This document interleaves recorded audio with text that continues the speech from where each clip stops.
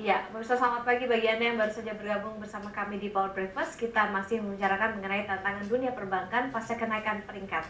Dan masih bersama kami Bapak Teddy Lesmana, peneliti ekonomi Lembaga Ilmu Pengetahuan Indonesia. Iya, Pak Teddy, melanjutkan perbincangan tadi Pak mengenai daya saing, kemudian pekerjaan-pekerjaan rumah yang masih banyak. Dan ada rencana juga ya, katanya akan menerapkan azas kesetaraan atau resiprokal. Tanggapan Anda sendiri seperti apa? Ya, sebetulnya memang kalau saya lihat asas resiprokal ini memang cukup tepat ya untuk kita lihat, karena memang jangan sampai potensi pasar domestik kita yang besar ini di tengah booming ekonomi kita yang cukup baik itu tidak sepenuhnya mampu dimanfaatkan oleh para pelaku dunia perbankan domestik. Tentunya ini juga memerlukan langkah lebih lanjut untuk peningkatan kualitas pelayanan dunia perbankan kita, sehingga mampu bersaing dengan bank-bank asing yang memang juga telah memasuki pasar domestik kita. Kalau lihat dari sejarahnya begitu, ketika krisis yang terjadi tahun 98 di mana akhirnya Bank Indonesia memperbolehkan bank-bank asing bisa masuk begitu banyak begitu di Indonesia. Dan kali ini baru mulai ditata kembali, ada setidaknya pengurangan atau jatah untuk kepemilikan asing sudah mulai kelihatan ada dibatasi. Apakah ini waktunya tidak terlambat atau sebenarnya memang inilah momen yang tepat begitu?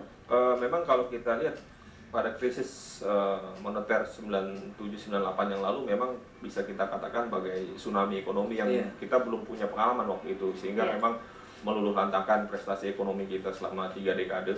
Dan memang pada saat itu langkah BI untuk mengundang para pemodal asing untuk mendanai perekonomian kita memang masuk akal ya waktu itu, karena kita memang perlu suntikan dana yang cukup besar untuk segera bangkit. Namun memang setelah 10 tahun dan terakhir di krisis 2008 yang lalu, kita memang telah memiliki sudah belajar ya dari krisis besar yang lalu itu, sehingga kita memiliki kesiapan yang jauh lebih mantap sebetulnya dibanding krisis moneter 98 yang lalu. Tentunya ini memang sudah harus dipikirkan agar kita mulai merancang strategi untuk mulai mengambil langkah proaktif, sehingga pelaku ekonomi kita memang menjadi tuan rumah di negerinya sendiri gitu.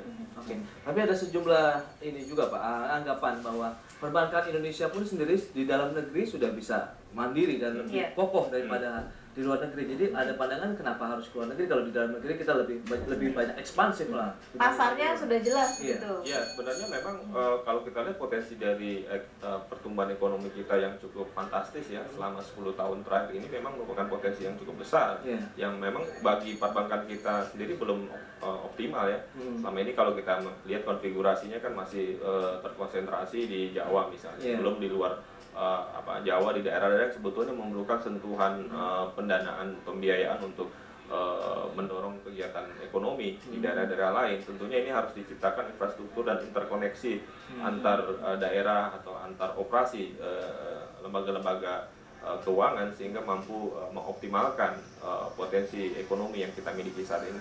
Oke, kalau kita kaitkan dengan krisis juga yang terjadi di saat ini begitu, dengan kondisi Eropa yang perbankannya juga beberapa diantaranya sudah mulai ada yang di downgrade. Ya, di downgrade begitu ya. Belum lagi mereka mengharapkan juga ada bailout begitu dari pemerintah dan bank sentralnya. Nah, bagaimana tantangan ke depan untuk perbankan kita? Memang sih exposure perbankan kita ke Eropa mungkin tidak terlalu banyak begitu. Tapi tetap harus jadi perhatian dan poin yang perlu diperhatikan.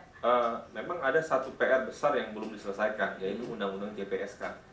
Jaring pengaman ya. Jaring pengaman sistem keuangan. Ini yang untuk mengantisipasi jika memang walaupun kondisi ekonomi kita relatif kuat saat ini, namun demikian kita tetap harus mengambil langkah antisipatif ya, sehingga kalau terjadi suatu saat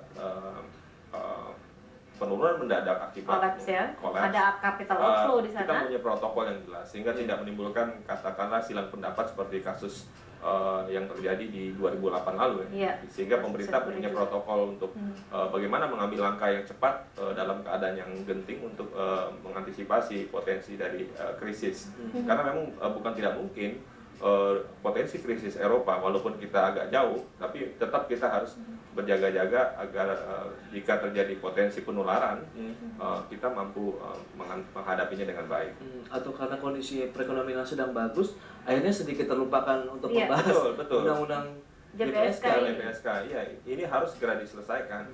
Ini memang Jangan terlena begitu ya. betul. Walaupun kondisi kita relatif agak stabil saat ini, tapi yang namanya dunia moneter, dunia keuangan itu sangat tinggi ya, tingkat ketidakpastiannya. Jadi kita juga tetap harus menyiapkan payung sebelum hujan.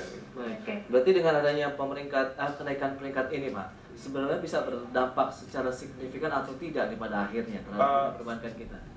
Kita harusnya mampu ya mengelola potensi ini ya, dengan adanya image yang cukup baik ini tentunya tidak hanya modal datang hanya untuk bertengger di Indonesia, kemudian tidak dikelola dengan baik. Itu yang tadi saya katakan, perlunya juga kerjasama dengan sektor-sektor lain, seperti misalnya agar modal ini bisa dimanfaatkan untuk mendorong pertumbuhan ekonomi. Misalnya kita juga lihat sekarang undang-undang pembebasan lahan sudah disahkan. Tidak, ini merupakan satu pendorong bottleneck dalam hal perluasan infrastruktur yang selama ini terkendala. Paling tidak dengan adanya undang-undang ini, dan pemerintah harus cepat untuk membuat peraturan dan kebijakan di bawahnya untuk mengawal pelaksanaan ini, sehingga perbankan pun bisa dengan smooth ya masuk ke sektor-sektor yang mempunyai dampak signifikan bagi kesejahteraan rakyat dan juga kegiatan ekonomi. Lebih produktif begitu. Betul, ya. yang lebih produktif. Ya. Sejauh yang Anda bisa lihat untuk penyaluran produktif ini, apa sebenarnya kendalanya, Pak? Kalau tadi kan Anda sempat sampaikan ada undang-undang lahan yang sebenarnya masih ditunggu begitu. Nah, ke depan bagaimana ini? Apakah dari sisi produktif untuk penyaluran kredit terutama masih bisa ditingkatkan lagi dengan penerbitan mungkin sukuk atau obligasi yang bisa ditawarkan ke para investor begitu? Iya, tentunya dengan investment grade kita punya modal ya untuk menerbitkan surat-surat berharga, dan juga didorong perbankan bisa melakukan penerbitan obligasi korporasi ya. Tapi yang jadi juga perlu perhatian adalah menyalurkan ya kepada sektor-sektor yang non konsumtif. Jadi tentunya hambatan-hambatan yang selama ini menjadi bottleneck ya, itu harus segera diatasi ya. Dan pemerintah harus benar-benar berkomitmen sehingga mampu mengawal potensi berkah dari adanya investment grade dan adanya adanya juga potensi arus capital inflow yang akan tinggi, bisa benar-benar diarahkan untuk mendorong pertumbuhan ekonomi secara nyata. Pak Teddy, terima kasih atas ulasannya, dan semoga juga kita tunggu juga langkah strategis pemerintah untuk mengawal paling tidak investment grade ini akan memberikan sisi positif lebih banyak kepada kita. Untuk industri perbankan juga terutama ya. Terima kasih Pak Teddy sudah hadir bersama kami. Dan pemirsa, demikian perbincangan kami dengan Bapak Teddy Lesmana, peneliti ekonomi Lembaga Ilmu Pengetahuan Indonesia mengenai tantangan dunia perbankan pasca kenaikan peringkat. Dan kami akan kembali dengan informasi dari dunia ekonomi dan investasi. Tetaplah bersama kami di Power Play.